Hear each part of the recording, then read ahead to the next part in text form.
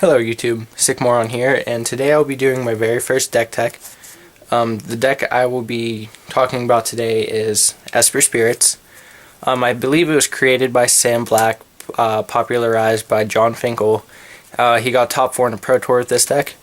The build I should say I have is pretty similar, but it's not the exact same. It is pretty much just adjusted to the meta we have at our shop. So, to start it off, we'll start with the lands.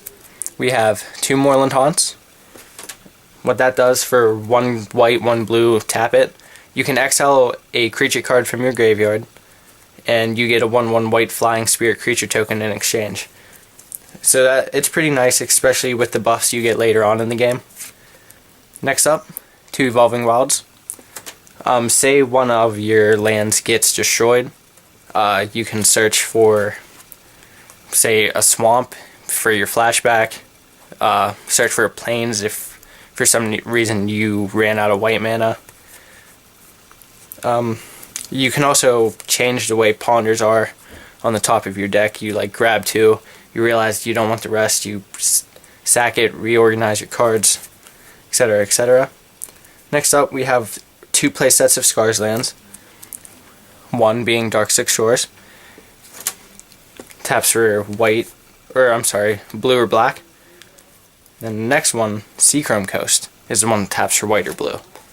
The reason why we have a playset of each of those is we have very early plays, like turns 1, 2, and 3 are huge for us.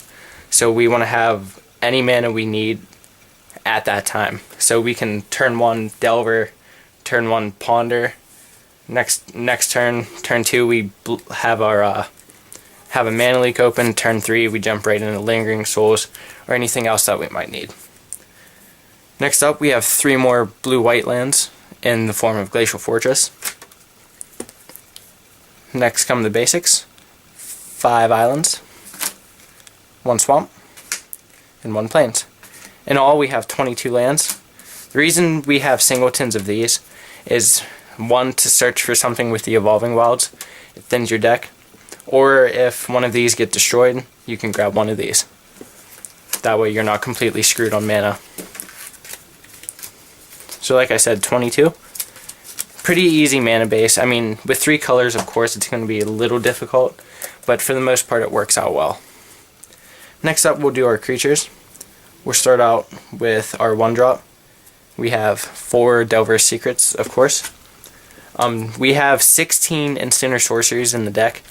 So he flips, I'm not really sure of the math, but it's a little less than 20% of the time, I think. But he's pretty good. He turns into a 3/2 flyer. He becomes a real threat, really fast. And he often gets dealt with. Next up, we have Snapcaster Mage, also a playset of them. Snapcaster is just a great card all around. He has Flash, so worst case scenario, you flash in Snapcaster for a block, no value. Best case scenario, you can flash him in for a mana leak. You can flash him in for a ponder on your turn if you have to. He pretty much does anything you need him to. He's just a great card. Next up, also a 2-drop, Phantasmal Image. We have a playset of those as well. The reason I run 4 of those, I believe the original deck did not run that many. But there's a lot of times when, especially in my metagame at my shop, it's all aggro decks. And I want to copy creatures such as the Dungeon Geist, you'll see in a couple seconds here. Or my next card, Drogsaw Captain. He is a flying for 3. He is a spirit soldier, and he gives other spirit creatures you control +1/+1 and hexproof. So going back to the Phantasmal Image, if you target the Drogsaw Captain, they actually give each other hexproof, so he will no longer die. He won't be able to be targeted, so your opponents won't be able to kill it, and they'll both become 3/3s. Your other spirits will be 3/3s. It's just a pretty good combo all around. You can also Phantasmal Image a Snapcaster, one of your opponent's creatures like Wormcoil Engine.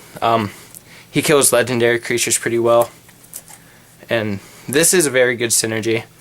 especially with the buffs and all the spirits you can end up making later on. But next up, like I said before, we have 4 Dungeon Geists. What they do is they cost 4 and they are a 3/3 flyer. But whenever they enter the battlefield, they can tap one of your opponent's creatures. And for as long as you control this, that your opponent's creature won't untap. So it's kind of a flying Oblivion Ring. And if you say turn 3 Captain, turn 4 Geist, he ends up being a pretty big threat. He is a 4/4 flyer. At that point, can't be targeted. Also tapping down one of your opponent's threats. It's a pretty good card all around. And you essentially can have like 8 of these, or like a couple, like 2, have this out, and then they're huge, just swinging for like 8 every turn. Also while keeping down your opponent's threats. So our creatures round out at 20. I have a playset of all 5 of them. I believe the original deck ran 2 of these and 2 in the sideboard, but they're just so good. Especially in like a very aggro-y meta right now, I don't really see too many control decks, but I don't imagine these would be very good against them. That's probably why the original deck only had 2. But they're just so good, and like a lot of people run like Sword of War and Peace, so these are a good blocker for creatures like that. And if you look, like, we have at least 3, or I guess it would be 12 of our 20 creatures are definitely mono blue, so the Sword of War and Peace won't be able to get through. And almost every deck nowadays is running that. So like I said, 20 creatures. Next we'll move on to the spells. The absolute best card in Standard right now, in my opinion, is the bread and butter of this deck, Lingering Souls. 3 mana, 2 colorless, 1 white. You put 2 1/1 flying spirit creature tokens onto the battlefield, and it flashes back for 1 colorless, 1 black. Hence why we run Esper. It is probably the best card in Standard, like I said. Definitely the best card in this deck. It buys you turns. It's your offense, it's defense, it's anything you need it to be whenever you need it to be. It's a great card all around. Next up, we have 4 Vapor Snags. Vapor Snag is great because you can sometimes stall out a little bit late game if they can kind of stabilize the board. And I believe John Finkel actually said it whenever he was at the Pro Tour doing his deck tech. But nothing is better than they play something like a Wormcoil Engine, you Phantasmal Image it, and then Vapor Snag theirs. It's just an awesome card. Gets rid of blockers, it gets rid of attackers, all for 1 mana. It also flips the Delver. It's pretty nice. Next up, we have some counter magic in the form of 4 Mana Leaks. Mana Leak counters a spell unless they pay 3 generic mana. It's not the best counter, but it's definitely good for Standard right now, especially with all the fast decks out there.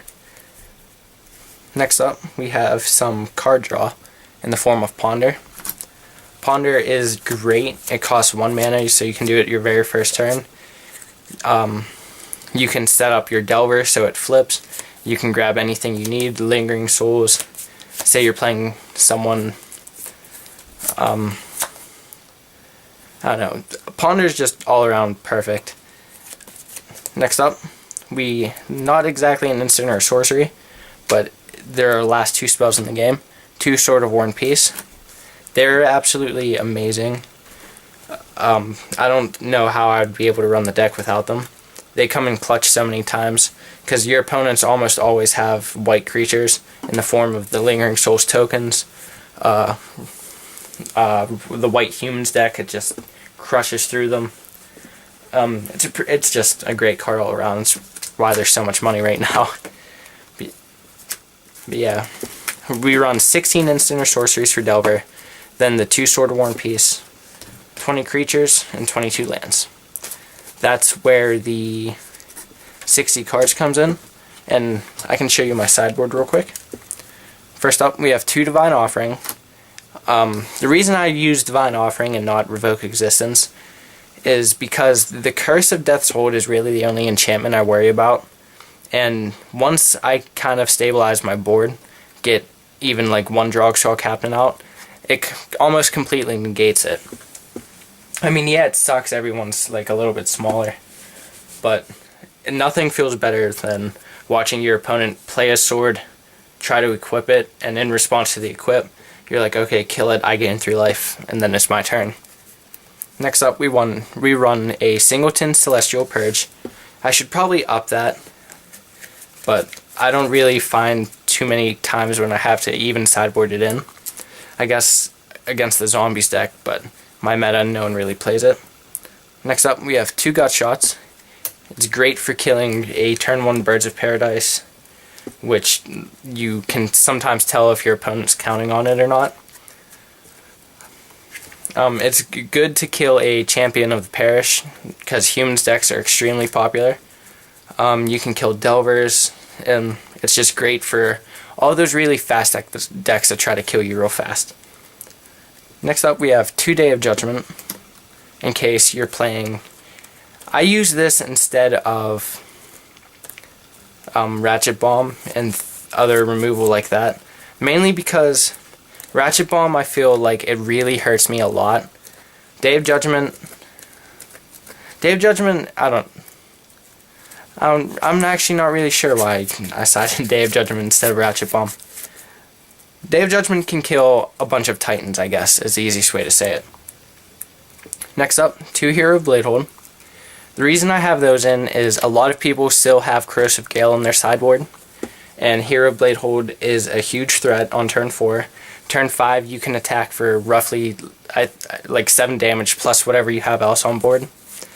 The tokens this makes dodges the Corrosive Gales, which I often see in games 2 and 3.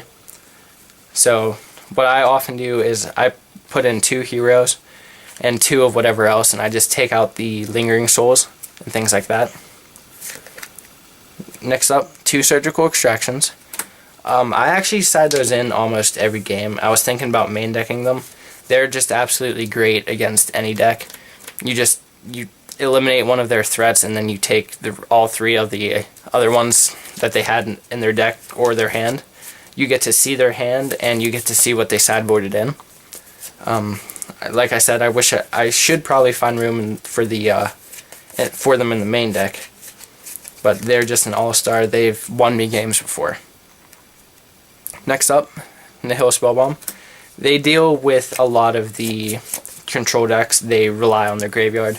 They Forbidden Alchemy, throw a bunch of stuff in, and then you're like, okay, Nihil Spellbomb, and since you do have black in the deck, you can actually draw a card from it, which is always nice. Next up, a little more counter magic. We have 1 Negate and 1 Dissipate. You typically sideboard those in against control decks or Wolf Run decks. Wolf Run's been kind of dwindling down lately, but they're still very good when you do find the occasional deck. And that's pretty much it. Like I said, this was my first one, so I know my voice is shaky and I do stutter a lot and I have to think a lot, obviously. But I'm hopefully going to improve. I'm going to do more of these in the future. If you like the deck, let me know, give me a thumbs up, or leave me a comment. You don't even have to like or thumbs up the video. Just comment, let me know how I'm doing, let me know how I can improve, and all your feedback will be greatly appreciated. Other than that, I'll see you next time. Thank you very much for watching.